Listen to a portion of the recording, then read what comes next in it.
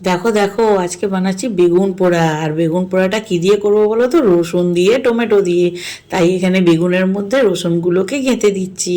10খানা রসুন ছাড়িয়ে বেগুনের মধ্যে গেঁথে দিচ্ছি। তোমরা কারা এরকম রসুন দিয়ে বেগুন পোড়া করো অবশ্যই জানিও। রসুনগুলো গেঁথে নিয়ে ভালো করে বেগুনটাকে সর্ষের তেল মাখিয়ে তারপরে পোড়ানো হবে। দেখো বেগুনটা কত বড়। তো চলো বেগুনটার মধ্যে সর্ষের তেলটা ভালো করে মাখিয়ে দেওয়া যাক।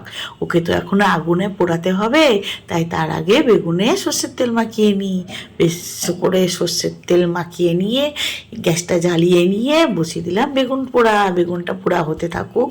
আর এখানে বেগুনটা পোড়া মাখার জন্য দিয়েছি টমেটো, আর এখানে কেটে রেখেছি পেঁয়াজ, ধনেপাতা, কাঁচা লঙ্কা আর লেবু। পেঁয়াজ, ধনেপাতা, কাঁচা লঙ্কাটা চপিং করে নেবার যেটুকু সর্ষের তেল হাতে লেগেছিল গায়ে মেখে নিলাম। Good night.